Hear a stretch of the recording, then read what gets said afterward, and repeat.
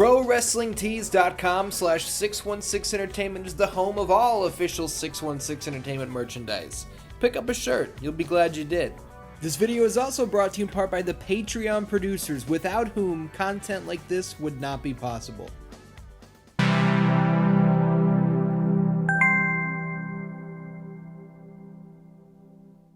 Professional wrestling today is a far cry from what it was just a short time ago in many respects. For instance, the wrestling of today looks like this.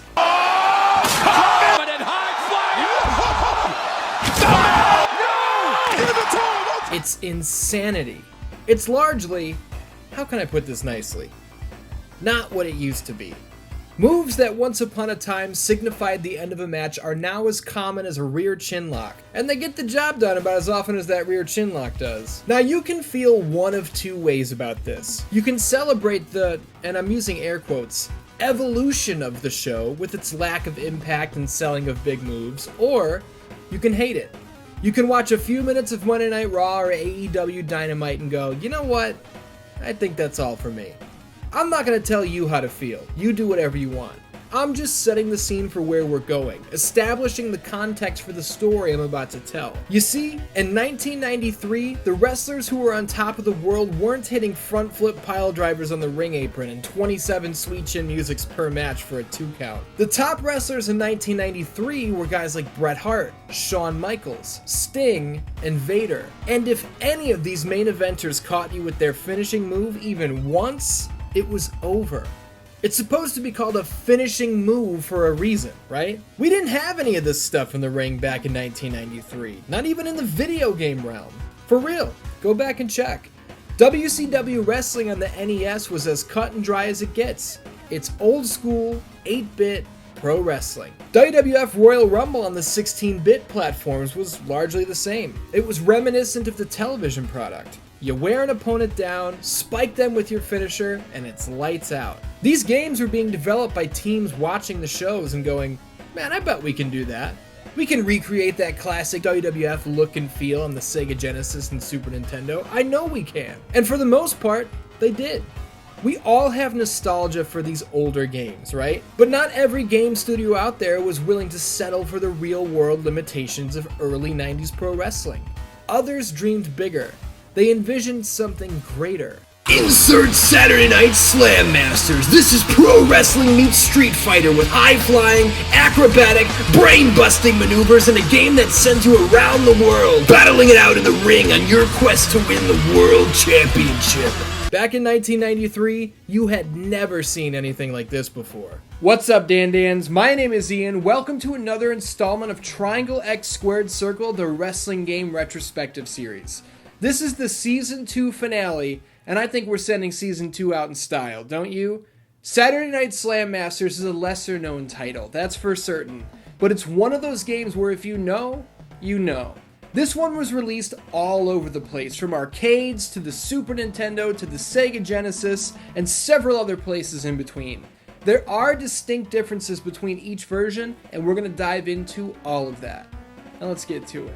One of the first things anyone notices about Saturday Night Slam Masters is its unique art style.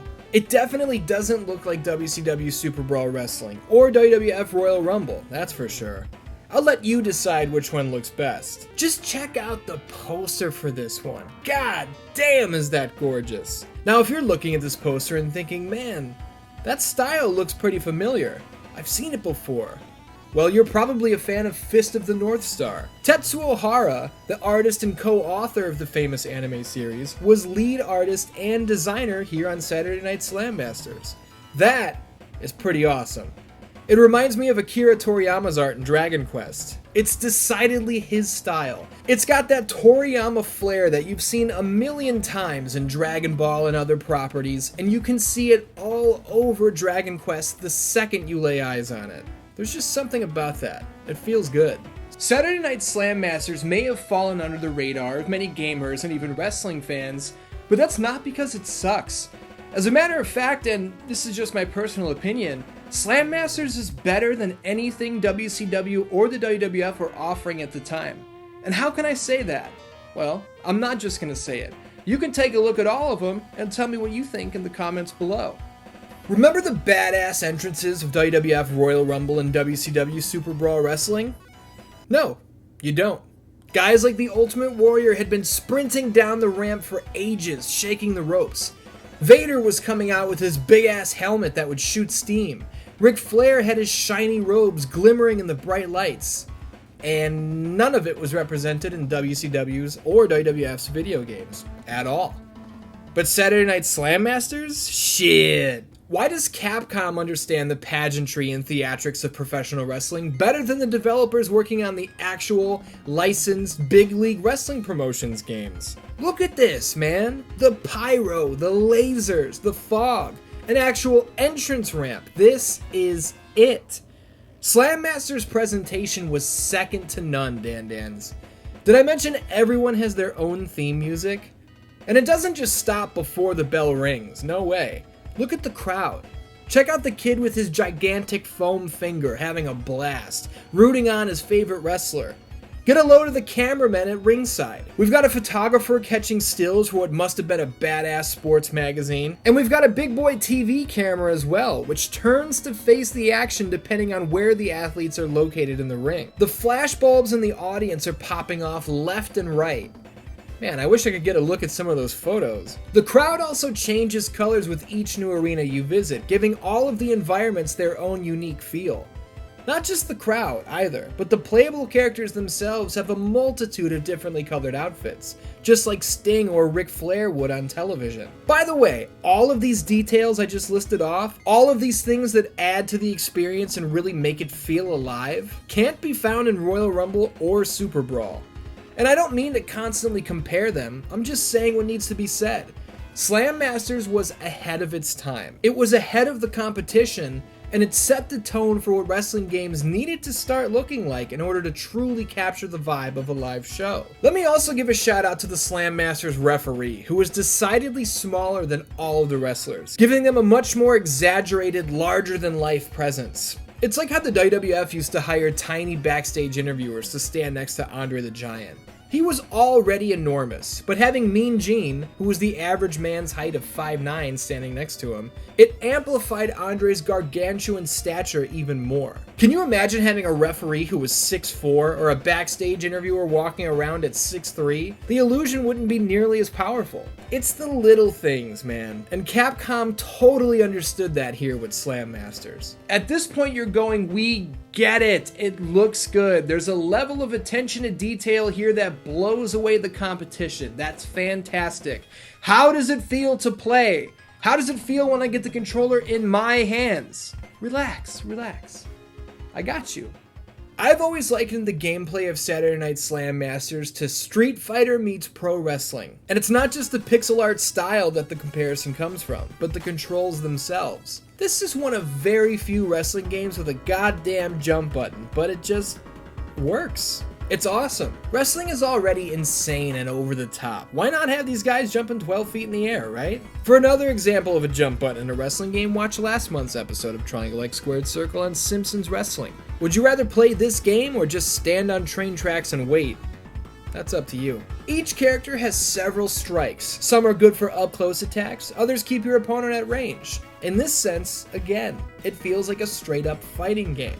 And not a bad one. I always thought that Gunlock's super fast punches were pulled straight from E Honda's playbook. Grappling is pulled off when you close distance and pull your opponent in. Using different combinations with the D-pad and the attack button will result in unique suplexes, slams, power bombs, pile drivers, and other high-impact maneuvers. On top of basic strikes and grapple moves, though, you're out of your ass if you don't think every competitor has their own selection of super slams, which are much more complicated to pull off. We're talking about full-on Mortal Kombat 2 fatality inputs for some of these things. I don't know how in Sam Hell anyone ever figured some of these out if they didn't have the manual at home. These sons of bitch are complicated. But once you've got them memorized, you're made. Because they look great, and goodness me do they inflict a ton of damage. The roster itself is kind of a funny story.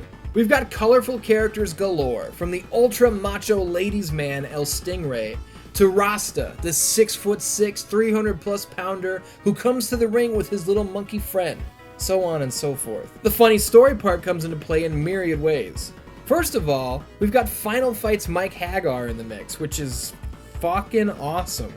If you think I'm ever gonna turn down the opportunity to pound punks with the spinning piledriver, you got another thing coming. But check this out. The game itself seemingly has no idea when any of this is taking place, what universe it's taking place in, or even who the hell any of these people actually are. That sounds confusing, but hear me out. The Japanese version of Slam Master seems to insinuate that this is a prequel to something, at least in Hagar's case, as it states that this is before Hagar ever held office. That's fine, right? Who cares? Well, the English version cares, as it labels Hagar as the former mayor of Metro City. So which one is it? This sort of confusion doesn't stop here though. This guy is named Lucky Colt in the Japanese version. He is trained under Hagar and yada yada. Cut to the English release where his name is Gunlock. His bio claims that he might possibly, kinda sorta be related to somebody from Street Fighter. What? Players kind of assume that he was related to Guile, as they have similar appearances and some of their moves kinda line up, but it was never confirmed. Let's sidebar to Street Fighter, the movie, the game. I promise there's a point to this. If you choose Blade, this weird asshole, and beat the game, you're treated to his ending, where it's revealed that his name isn't Blade, his name is fucking Gunlock, and he is indeed Guile's brother. This is ridiculous. Is Street Fighter, the movie, the game, actually canon? I don't think so. So it's all unofficial, right? Well, Street Fighter V Special Edition did come with an art book that details Blade's history in the franchise, so what the fuck? I guess it is canon, right? Good lord. The whole roster is like this, too. Everyone has a different name between the different releases, their backstories are all changed, it's a mess. But honestly, who gives a shit? The game is fun and you're gonna forget about the character backgrounds anyway, right? My advice is this. Don't even concern yourself with any of their backstories. Just have fun. The roster wasn't the only thing to change between releases though. From the arcade to Super Nintendo to Sega Genesis and everywhere else this game was ported, there were several considerable differences between the releases. Hello? Can you tell me about the differences between the versions? Yeah, I was just about to. That's what I'm setting up right now. Yes. Wait, how did you even know I was recording this? Who is this?